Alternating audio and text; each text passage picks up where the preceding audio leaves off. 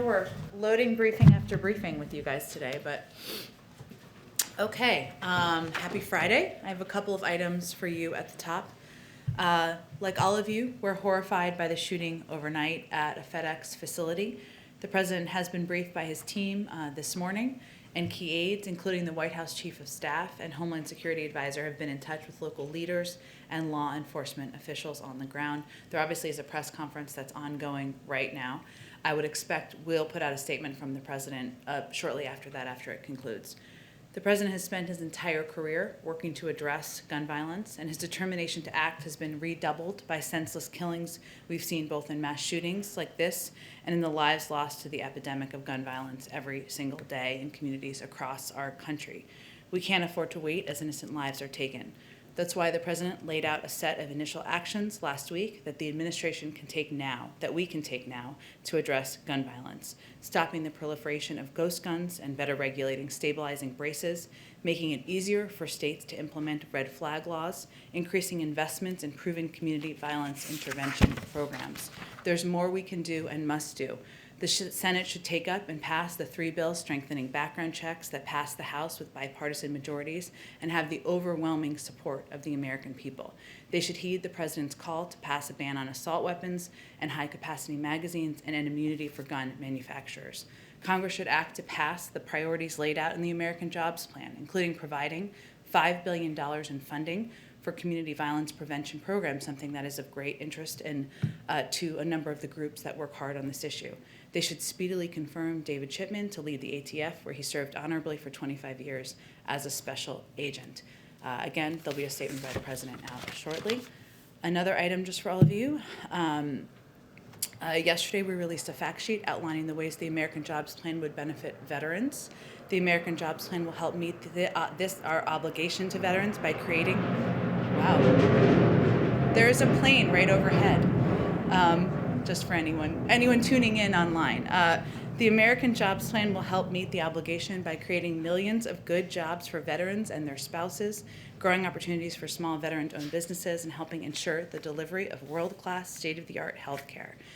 Here's what the Jobs Plan means for veterans and their families. $18 billion to modernize VA health facilities, quality job creation for veterans and their spouses. It outlines steps the federal government can take, expanding opportunities for small veteran-owned businesses. Veterans are 45% more likely to be self-employed than non-veterans. I also wanted to let you know, I'm jamming through this because we have a time frame on the end, or time limit on the end. I also wanted to let you know that the president was tested for COVID-19 this morning, and COVID-19 was not detected. Finally, for the week ahead, on Monday, the president will meet with a bipartisan group of members of Congress to discuss the historic investments in the American Jobs Plan, including in highways, drinking water systems, broadband, and the care economy. On Tuesday, he will meet with the leadership of the Congressional Hispanic Caucus. Later in the week, the president will deliver remarks on the COVID-19 response, providing an update on that front and the state of vaccinations. And of course, at the end of the week, the president will participate in the Virtual Leaders Summit on Climate. I wanted to just outline a little bit on that, which I know is of great interest to many of you. The president wanted to convene the summit early in his presidency to ensure close coordination with key players in the international community and at the highest levels of government. Obviously, the United States is one of the world's largest emitters, but so are a number of countries who will be represented by leaders next week. It's aimed at setting the world up for success on multiple fronts as we work to address the climate crisis, including emissions reductions, finance, innovation and job creation, resilience and adaptation. The summit will convene the world's major economies and other key voices. As we've noted, 40 leaders have been invited to galvanize efforts to keep the vital goal of limiting global warming, and we know that objective is within reach. During the summit, leaders will also discuss mobilizing public and private sector financing to drive the net zero transition and to help vulnerable countries cope with climate impacts, the economic benefits of climate action with a strong emphasis on job creation, and the importance of ensuring all communities and workers benefit from the transition to a new clean energy economy will be central to the discussions, will be part of what the president will be focused on. The full summit will be live streamed for public viewing. More information related to the agenda, speakers, and media opportunities will be announced in the days ahead. And as many of you have been asking about, I'm certain we will have more news from our end on what we intend to do from the Biden and Harris administration to address climate moving ahead. Go ahead. Thank you. In addition to the awful situation in Indianapolis, yesterday in Chicago there was a video released of really, there isn't a proper word, but chilling video of the police shooting death of Adam Toledo. There's tensions are running high in Brooklyn Center. The George Floyd trial is still going on. I was wondering, does the president regret, prioritizing infrastructure at this point when this racial equality and the adjacent issue of gun reform sort of fit in those four buckets that you guys talked about right from the beginning? Is there any regrets on the prioritization? Well, first I would say the president believes that we leaders can do more than one thing at one time. And yes, we've proposed an American Jobs Plan, something that will put millions of people back to work, that will make historic investments in our economy, put us on a path to sustainability and competing with China over the long term.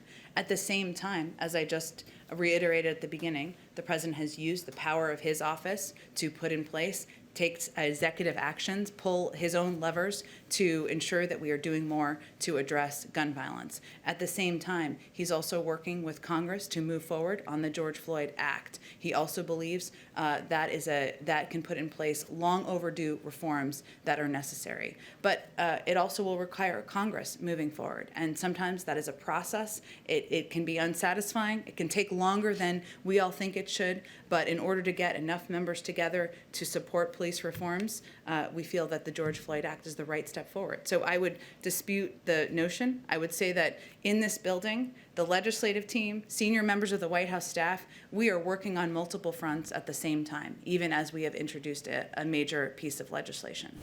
Point taken. And on the George Floyd Act, can you offer any details on how exactly, who's making the calls, what's being done from the White House end, from the president and vice president on down to lobby Congress and make it happen? Well, it's going to require Congress and leaders in Congress to move that forward. And the president is eager to sign the George Floyd Act into law, eager to sign a police reform bill into law, thinks those reforms are long overdue. There are conversations happening on Capitol Hill that I will allow them to brief you on. There are leaders who have been outspoken, whether it's Senator Cory Booker, Senator Tim Scott, others in the House who are engaged in discussions about what the path could look like moving forward. We certainly understand and know that the initial bill that was passed, there could be changes. That's democracy in action. That's how legislating happens. And again, the president's eager to sign that bill. We will continue to have senior officials engage with members of Congress on it. Okay, Mike Memoli, I've not seen you in the briefing room yet, so welcome to the briefing room in the Biden-Harris administration. I am glad I found my way back. Yes. To follow up on the issue of guns, by some measures, this is at least the third mass shooting of this president's young administration. He's described this as an epidemic, gun violence in this country. And we've seen, in terms of the response to COVID-19, what an all-of-government response from this administration looks like to a pandemic. Why not the same level of response to this ongoing issue of gun violence, the appointing of a senior czar, for instance, beyond just the efforts that are being made on legislation? Well, first let me say, or reiterate, as you said, and the president has said, he believes gun violence is an epidemic. It's a public health crisis. It's destroying communities across the country. He's also been working on this issue for decades. And if he were standing here, and I know there's a press conference later today, and you all may ask him about this, he would tell you that we can't give up just because it's hard, just because the politics are perplexing, which they are, given more than 80% of the public supports universal background checks, and yet the Senate has not moved forward. And because bills aren't sailing forward, and we need to keep at it. And so I would say the way he approaches this is one where he has used the levers of his presidency, put in place, already announced last week, executive action steps that the Department of Justice is going to take. We will continue to review additional options. Those are steps he can take. In order to put permanent changes in place, in order to put permanent gun safety measures in place, that is going to require Congress acting. States can also take action. We've seen red flags laws put in place in 19 states across the country. More states than that have universal background checks. He also believes that working with advocates, many of whom he invited here last week to have those discussions, encourage them, lift up their efforts, is part of how we can move things forward. I will tell you that this is a priority to him. It's a priority to the Vice President. It's a priority to Susan Rice, who's leading the Domestic Policy Council, to Bruce Reed, who's a Deputy Chief of Staff, to Ron Klain, who's the Chief of Staff and is from Indianapolis. And this is a constant discussion and issue around this White House. So it's not going to require a czar. It is ultimately a priority to the President of the United States, which is the most important factor. On legislation, just a few weeks ago, I asked the president if he was going to be making phone calls to Republicans, in particular in the Senate, to try to advance the background check legislation there. He said he would be willing to. I know the jobs bill has been the priority. Is there more you can say about the kind of outreach he's been doing on background checks specifically? Well, I don't have any calls to read out specifically, but I can tell you that in his conversations, and he has been talking with Republicans about a range of issues, but there are a lot of topics that certainly come up. And, he believes that, you mentioned the third mass shooting. It's actually the third mass shooting in Indianapolis this year, just to give you all a sense. Today's also the 14th anniversary of the Virginia Tech shooting, when 33 people lost their lives. So in the president's view, this is an issue that is not partisan. It should not be political, despite the efforts of the NRA over time. This is an issue that Democrats, Republicans, independents across the country believe universal background checks should happen, and that certainly is the message that he will continue to send publicly and privately in conversations. On Russia, I wanted to follow up on the announcement yesterday of at least the intention to hold a summit with President Putin. The president himself yesterday afternoon said that he expected or hoped that meeting would happen. I wonder, though, why would you announce a summit intention without a commitment? We still haven't heard one from Moscow. As you know, a high-level meeting of this sort is often a point of leverage with a world leader to try to, bring back change behavior, as it were. Why was that? Why are there no conditions on this meeting if there has been one? Well, it was raised in the call, and so it was in the readout of the call that the president had made this offer to have a discussion and a meeting with President Putin. And that call also included a discussion and the president being clear that there would be consequences for the actions, whether it was the hacking, SolarWinds, or other problematic behavior by Russian leadership. And the president offered that as to send the message that we will have disagreement. We're not going to hold back on that. But our objective is to have a predictable and stable relationship. We can disagree in areas where we will continue to. We're not naive about that. But we also believe that there's an opportunity to work together in some areas. So we are certainly hopeful that we will be able to put together the details on that meeting, but it wasn't pre-cooked or preset before the president's discussion with President Putin, and it was just providing transparent information to all of you about his offer to President Putin. What if he says no, though? Wouldn't that indicate some weakness on the part of the American administration here? Well, I think the president's view is that Russia is on the outside of the global community in many respects at this point in time. It's the G7, not the G8. They have, obviously, we've put sanctions in place in order to send a clear message that there should be consequences for the actions. The Europeans have also done that. What the president is offering is a bridge back. And so certainly he believes it's in their interest to take him up on that offer. Go ahead. Thank you, Jen. Earlier this week, you said that the U.S. had secured commitments with the governments of Mexico, Guatemala, and Honduras to bolster security forces at their border. But yesterday, the special envoy for the Northern Triangle testified on Capitol Hill that there were no agreements. So can you explain the discrepancy? I'd have to look back at his testimony, Kristen. I have it right here. He said he was asked by Congressman Castro, he said, Congressman Castro asked him, I just want to confirm, were there any agreements reached in relation to increasing border security in these countries?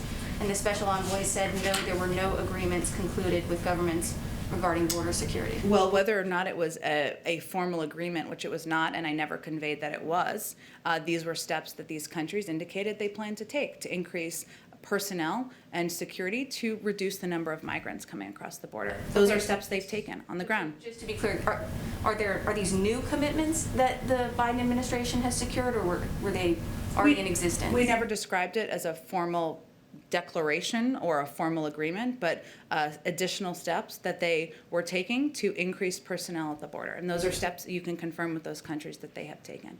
Okay, Go ahead. one more question I just about- have to get around to everyone, so I'll come back to you, I promise. Go ahead. If I can go back to gun safety legislation on the Hill, you know, Yep. we're hearing you talk over and over again about the president's support of the House bills, but right now it just doesn't seem like you guys have those votes in the Senate. But we've heard from some Republican senators a willingness to work on a more limited package around background checks. So why not pitch something a little bit more limited, try to get something across the finish line? Is the president willing to engage on a more targeted background check bill? I would say that I would punt that question back to the Republicans who are not supportive of universal background checks or an extension of that, which 80% of the public supports. So our question to them would be, why don't you support what the vast majority of your own constituents support? And this is an expansion of background checks, which prevents guns getting into the hands of people who should not have them. So that's where I would punt you. And you're saying that the executive actions the president took on gun safety were initial steps. You said you used that phrase over and over. Yep. So what's next? Give us some preview of what other executive actions you guys are considering, because otherwise it's just passing the buck to Capitol Hill. I think it's hardly that. And again, I would say the president has been working on these issues throughout his career for decades. He helped get the assault weapons ban passed. He helped get background checks passed as a part of the Brady bill. He helped lead the effort to get 24 executive actions in place when he was vice president and just took actions on his own. There is a responsibility and a role for the Senate to play. There's a separation of powers here, and also he's looking forward to signing that legislation. So I would say that advocates should pressure Republicans in the Senate, that all of you should pressure Republicans in the Senate and ask them why they are opposing universal background checks when the vast majority of the American public supports it. Go ahead, Jennifer. Oh, thanks. On the cyber attacks and the sanctions on Russia Yep. yesterday, a spokesman for the Kremlin says that the U.S. has been informed about what their response is. Can you share what Russia's response is, please? I will let them share what their response is on their own. I am blissfully not a spokesperson for the Kremlin, but they have indicated they were going to have a response. I don't have more. I can react to it once we know what the details are. Has the White House been informed about what their response is going to be? Not as of earlier this morning, but I can check with our national security team if there are more details. Okay, on infrastructure, is there anything that you can update us on about the negotiations, any serious negotiations happening with the GOP on pay-fors, anything you can share on infrastructure? Well, I would say that what we're waiting for is a counter proposal from Republicans in Congress, and they've indicated that they're working through that. So we look forward to seriously considering any proposal, that any good faith engagement, I should say, that comes our way. But we're waiting. We're on the receiving end for that, so we're looking forward to it. On pay-fors, I would say there are basically two options to pay for this job-creating plan. The president believes it should be done by having corporations pay their fair share. That's what he's proposed, an increase in the corporate tax rate, global minimum tax. Some in Congress think that it should be paid for by putting the burden on the backs of Americans. We're happy to have that debate, but that's the fundamental disagreement. Those are the two major options. One last thing on the American Families Act, on the American Families Plan. Yep. Can you, any guidance for us on when we'll see that, what might be in it, any update on that? Not quite yet, but again, we remain on track to having more to share with you in the coming weeks. Go ahead. Thank you very much. About summits, Ukraine's president just this morning called for a summit with France, Germany, and the US. Is the president going to sign up to that? I had not heard that from our national security team. I'll see if we have any plans or have made any decisions about participating. It's very new. Okay. And on Japan, with just less than 100 days to go to the Olympics, and even the torch relay seems to be in all sorts of trouble. What is the president's feeling now about the advisability, safety, etc. of the US team going there? And will he be going there if the Olympics goes ahead? I don't have any plans to announce as it relates to travel or any international travel today. I can say that we understand the careful considerations that the Japanese government and the international Olympic Committee are weighing as they prepare for the Tokyo Olympics this summer. The government of Japan has stressed that public health remains the central priority as they plan to host the Games. Tokyo has assured us they will keep in close contact with Washington as their plans develop. But I don't have any more beyond that. I'm sure it will be discussed today, and you all may ask them during the press conference later this afternoon.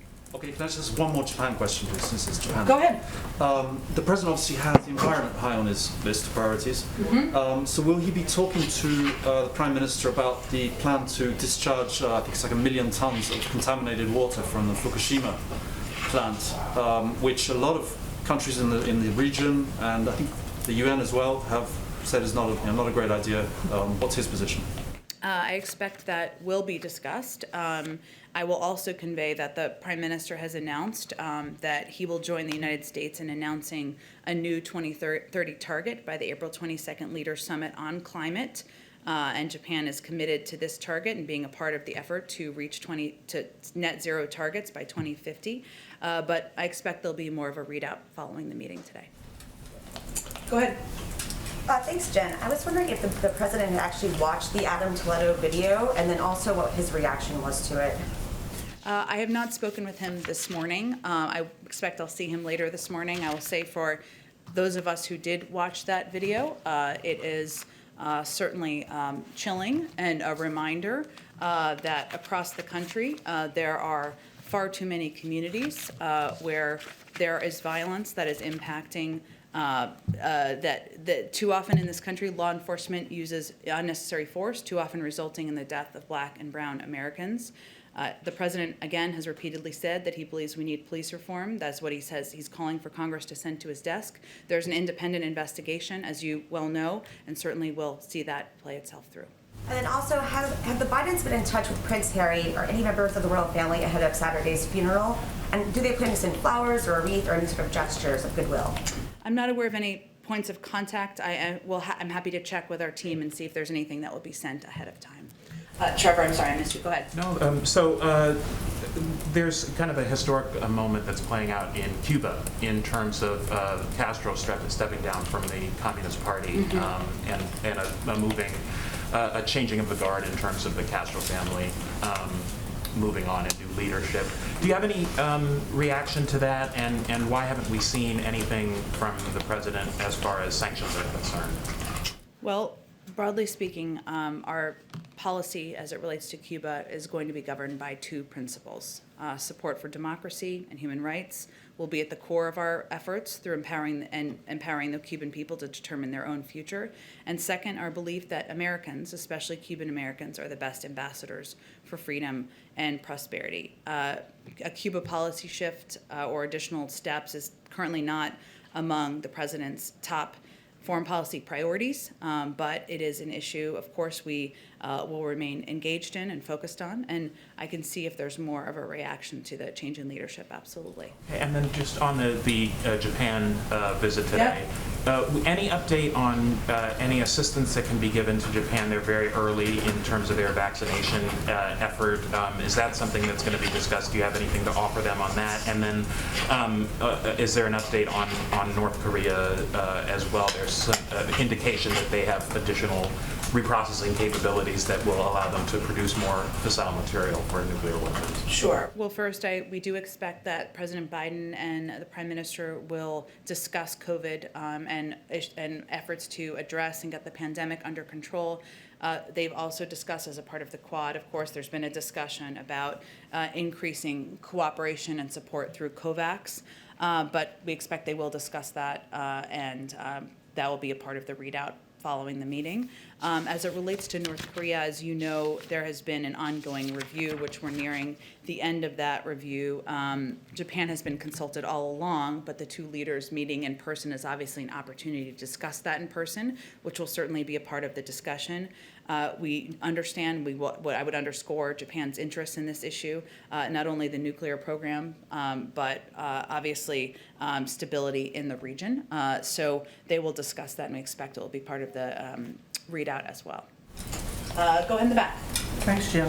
Today's meeting with the Japanese Prime Minister is, of course, the President's first face-to-face meeting with a foreign leader. given that we are still in the middle of a pandemic, can you talk about why you decided that it's now safe to hold these kinds of meetings and what kind of safety protocols will be in place? Well, I can assure you that we make these decisions very carefully and thoughtfully, and that we ensure that there is adequate testing, social distancing, processes that are put in place to ensure that all participants are kept safe and that we're taking into account the pandemic. There won't be a meal, as an example, which would be standard and traditional for a visit like this. And of course, they will be spread out at the press conference and also even in their meetings, an expanded bilateral meeting. And also, it of course impacts the limited number of reporters that we will have there for the press conference. So there are a number of steps we take. It doesn't look exactly like the bilateral in-person meetings that many of you have attended in the past. And we look forward to returning to normal on many fronts, but certainly this one as well. And one more thing. I know that you said President Moon of South Korea will be coming to Washington in I think you said late May. Yeah. Mm-hmm. What other visits can we expect by foreign leaders? And I know you've been asked this before, but Yeah. again, when can we expect the president to start traveling abroad? I'm ready too. I would say that it should send a strong message about the first two visits that the president will have in person. The leaders of Japan and South Korea send a message about how vital and important the relationships in that region, the stability in the region, security in the region, economic partnerships in the region are to this White House. I don't have additional foreign leader visits to predict quite yet. Of course, there will certainly be more. And in terms of the president's foreign travel, I just don't have anything yet. Hopefully, we'll have something more soon, understand the interest. Go ahead. Ken, Iran today announced that it had enriched uranium at a 60% level. Does the White House view this as a worrisome development? And also, how does it affect the president's plan to revive the Iran nuclear deal?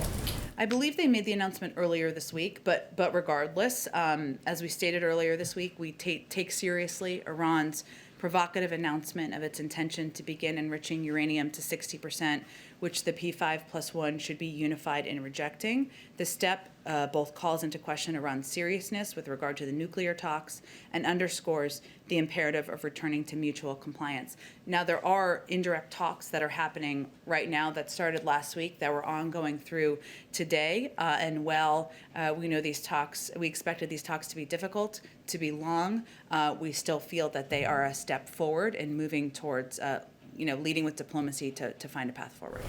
One more on Russia. The president yesterday did not mention Alexei Navalny in his remarks at all. Obviously, the U.S. had taken earlier action. Yeah. The president had spoken earlier. Was there a reason why there was the omission of Navalny yesterday? He was announcing steps in reaction to the other parts of the review. We had already announced sanctions as it related to Alexei Navalny, and we had previously announced those, which I know a lot's happening. So, Right. yeah. Let me just get around to everybody. Go ahead. Yesterday, you said that President Biden remains committed to raising the refugee cap to the higher levels Yeah. you previewed. But advocates have been questioning whether the delay to that move is based on the situation in the border. Is it true that President Biden doesn't want to raise the refugee cap while the situation at the border is like it is right now? Well, I actually expect we'll have some more news on this today. So stay tuned. But I would say that it is a factor. ORR, which is a part of HHS,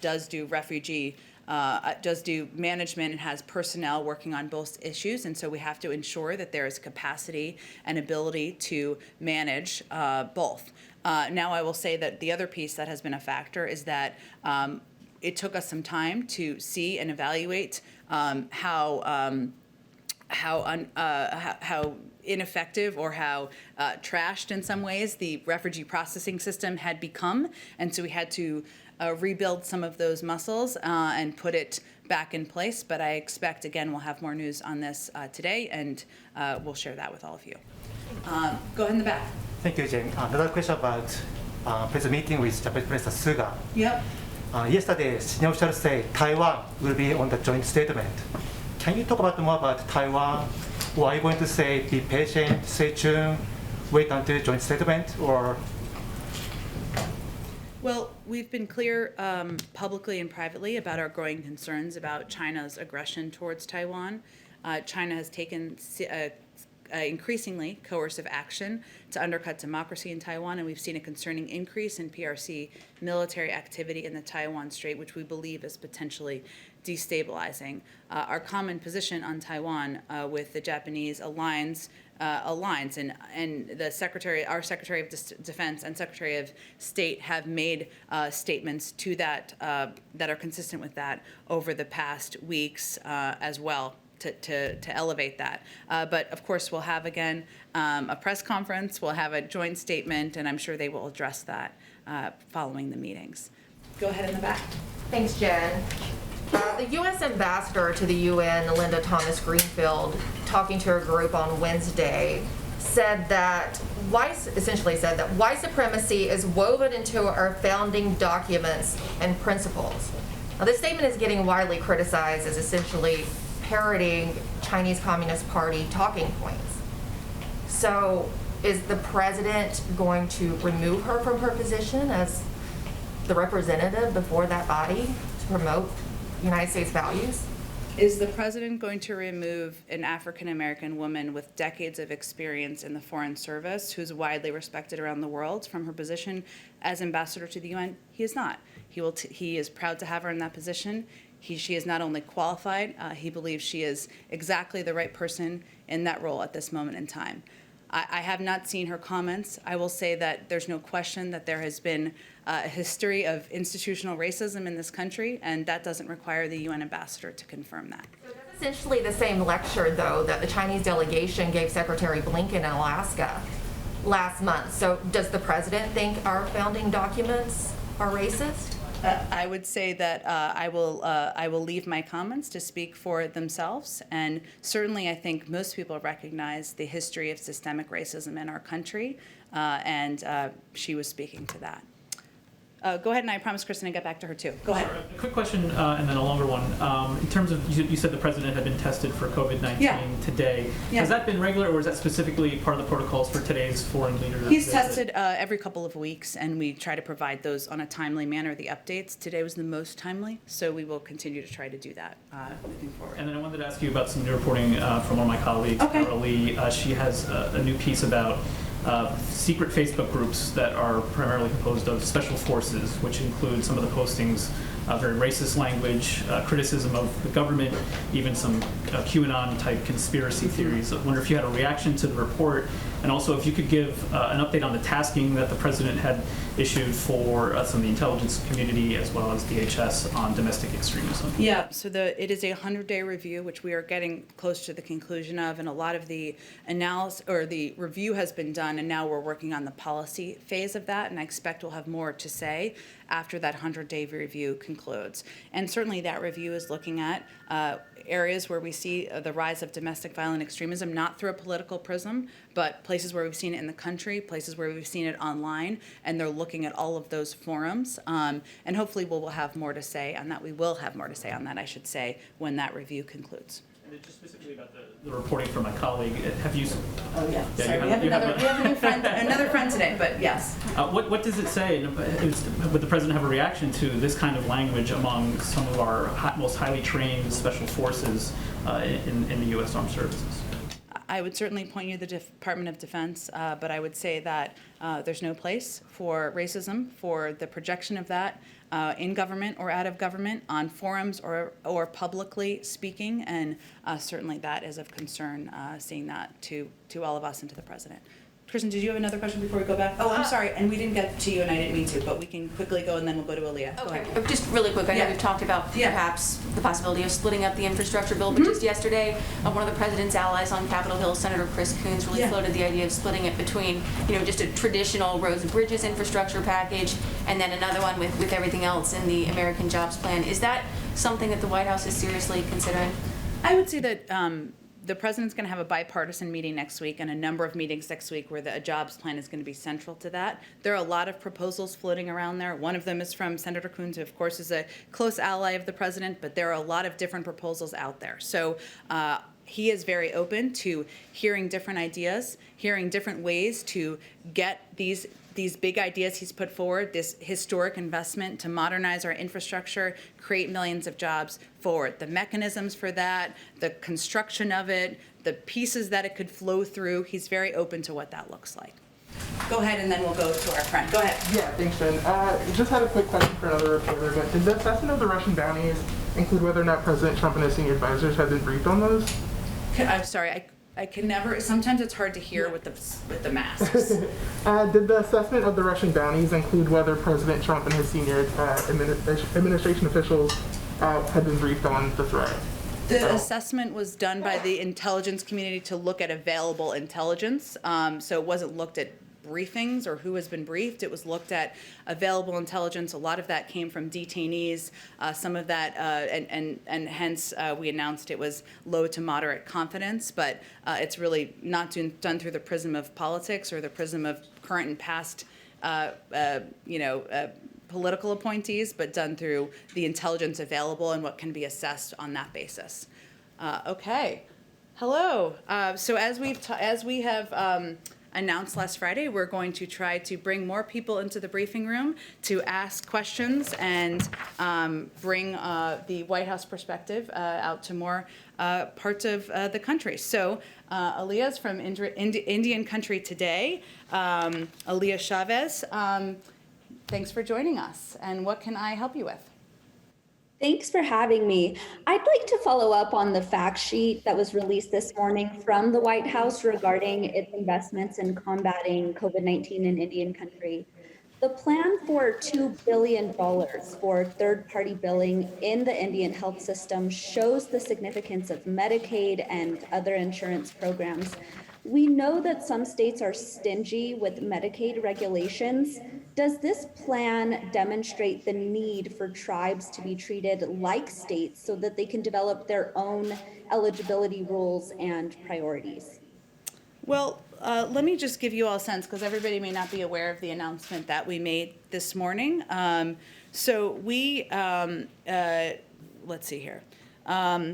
Through recently passed legislation from Congress, we announced additional funding, additional resources that will be made available. And so today we announced $4 billion from the American Rescue Plan to support COVID-19 response and healthcare in Indian Country. And we will continue to partner, and we will work directly with tribal nations in distributing critical resources and ensuring that funds meet the needs of Indian Country. So I would say that just as we are working with states directly, we are working with local communities. We have our own federal programs, pharmacy programs, and other programs. We will work directly with Indian Country to ensure that they have the resources, the funding, the vaccine supply needed in order to get the pandemic under control.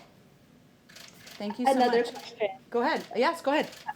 Another question about a key campaign promise of President Biden to tribal leaders, which was to immediately reinstate the White House Tribal Nations Conference. When can we expect to learn more about when that conference will happen, whether it would be virtually or in person, and how much of a priority is it to President Biden to make this happen in his first year in office?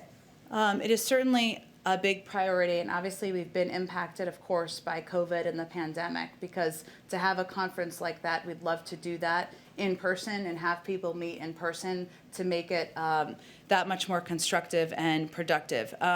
It is, so we hope to aim for late 2021, and we will keep working toward that. I will say that, as you know, Secretary Haaland traveled last week to Utah, and our second gentleman has also traveled twice to Indian Country, and we just announced that Secretary Haaland and Domestic Policy Advisor Susan Rice will convene the first White House Council on Native American Affairs meeting at the White House as well. And this is an interagency principals level committee, so that shows you how important this issue is. But we look forward to having that conference, that meeting, hopefully soon.